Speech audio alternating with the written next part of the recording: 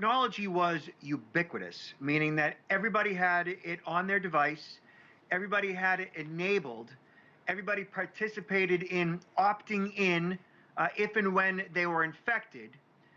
Then the ubiquity of that technology on everybody's device would inform all those who have been in contact with people who are sick. And then the response to that would be to isolate for 14 days to alert your health officials.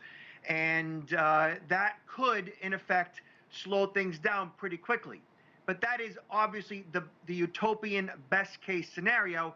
The technology at this point is not widely deployed. In the states, less than 10 states have it activated at this time. So if and when it becomes widely deployed, it could be very effective in slowing down and in some cases even stopping the virus in certain pockets. And you raise an interesting point because obviously at this point for most people it is voluntary, and then you also have to be tested to know that you've been infected, which would also help with tracing. So how effective has this contact tracing been so far, and what's really needed to make it more accurate and as effective as possible? So it is really just rolling out as we speak. So its level of effectiveness is really, the jury is still out. Uh, Tests that have been done show that as long as everybody is participating effectively, is that it could really work. At this time, in order for it to be an effective tool, it really should be turned on by default. But then you have different laws in the US versus laws in the European Union in regards to privacy issues, and everybody's always concerned about their privacy. The good news is that the apps themselves do not share any personal or sensitive identifying information. It really is just a handshake that occurs via Bluetooth. And as long as everybody, participates, it should be fine. But as you know, many people are, conspiracy theorists. Many aren't even wearing masks. So getting full opt-in will probably never happen.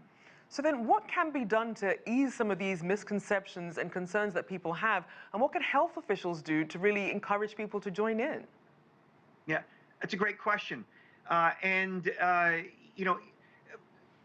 scientific community, along with technology companies getting together and essentially gently explaining the benefits of all this, could be effective at least for, say, 50% of the population.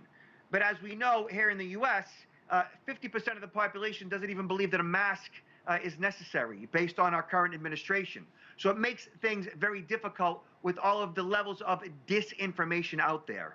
So then break down how this process works for people who aren't familiar and how it's being rolled out in different countries. Okay, so Google and Apple have worked together on their various platforms, and they have OEM, original equipment manufactured apps installed on their devices, and those apps are being enabled so that they can talk to one another. So your phone can talk to mine, generally via Bluetooth. They call it a handshake being made. And so those apps talk to each other and say, well, my phone saw this phone via Bluetooth over the past 14 days. And basically over time, as all those phones connect virtually, they meet momentarily.